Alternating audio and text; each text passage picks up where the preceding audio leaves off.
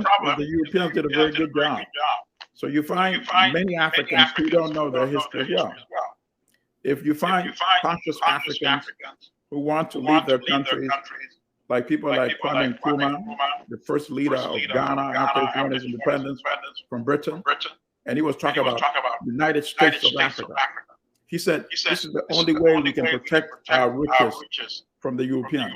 They wanted it before independence, they're still going to want it after independence. So they use all means, even military or other African leaders to undermine others. So what we need to do is form a United States of Africa with one big military command, one currency, no borders separating all these countries, so we can use our resources to build our own industry and our own factories. So the United States and France, Britain made sure Nkrumah was overthrown in 1966. And in Congo, they made sure Patrice Lumumba, the first independent, democratically elected leader of the Congo, was overthrown after 3 months and then brutally assassinated.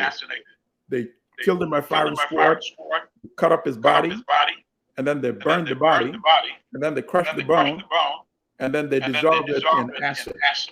Now, this is what I call barbaric, right? And then in the 1980s, we had this young leader in Burkina Faso, Thomas Sankara. Same thing. He said, first of all, what's the meaning of Upper Volta? That was the meaning of a country. So it doesn't make sense. This is a French name. He changed the name of the country to Burkina Faso, which means the upright people, land of the upright people. He said, why are we importing food from France when our ancestors were growing their own food? Within 3 years, they were food sufficient, growing their own food.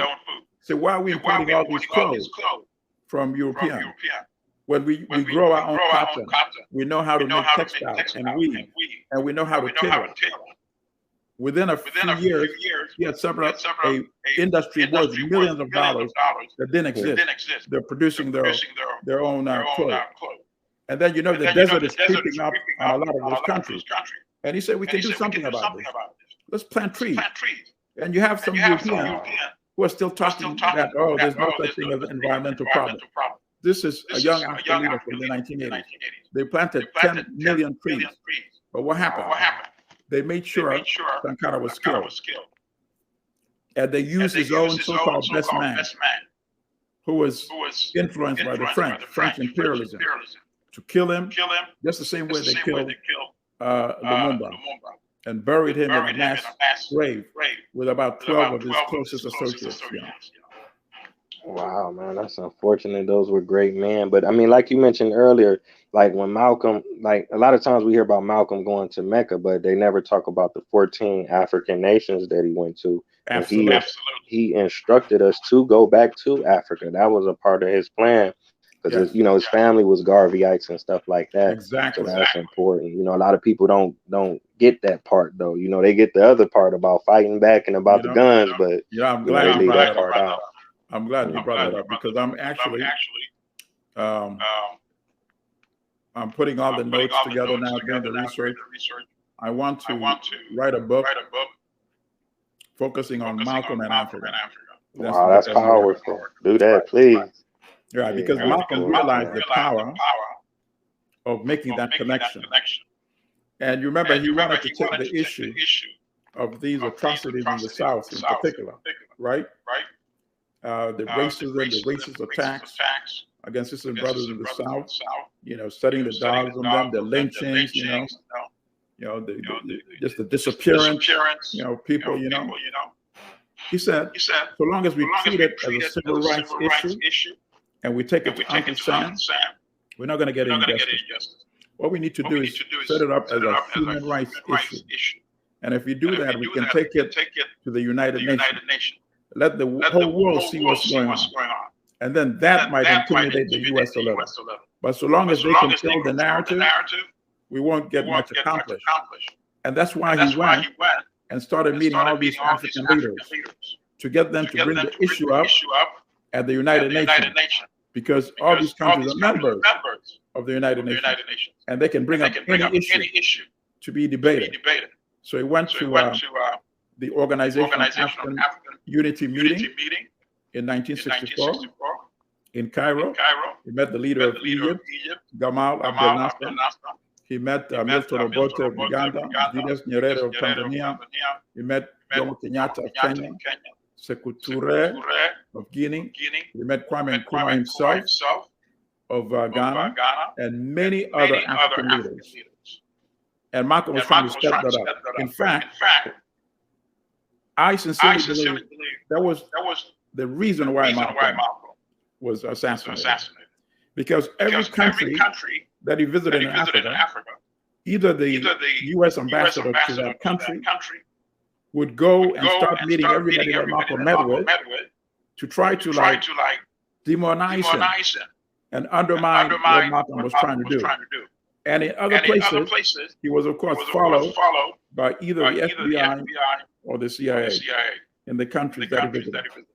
And if you read the notes, all these that are coming out now, they knew how damaging it would be for the U.S. global prestige if Malcolm had succeeded in having this issue debated at the United Nations. And he had made some impact. I remember an article from the 1960s, 1964, I believe. Front page in the New York Times. The Ugandan Prime Minister at that time, Milton Obote, was condemning the attacks on sisters and brothers in Alabama. You don't hear that nowadays. See? Malcolm had started that after they snuffed his life out. Then that connection, it lost the momentum. And that's why nowadays you rarely hear any African leaders condemning the issues such as police brutality in this country. You know? Wow, man. Powerful. And then maybe God actually pulled the trigger to kill Malcolm. I believe the true puppet masters were behind the scenes. Yeah, definitely. Like you say, he was bringing it to a global perspective. And I think a lot of Black Americans, they just don't understand because their world revolves around what's going on in America, where they don't see, like I say again, it's 60 countries, the most genetically diverse countries. They got gold, they got oil, they got diamonds, they got platinum. Everything this world needs to run is in Africa. Right. And now the new thing, is all these electric vehicles, right? Mm-hmm. As we move to clean energy. And to produce the batteries, you need cobalt. And Congo has 60% of the world's supply. So like today, when you talk about oil, it's Saudi Arabia, right? But the world is moving away from oil. So Congo is going to be like the Saudi Arabia of the 21st century. And now you're going to see the new scramble for Africa, going after the cobalt in the Congo. So now our task is to protect the Congo so that the cobalt of the Congo benefits the people of Congo and benefits the people of Africa.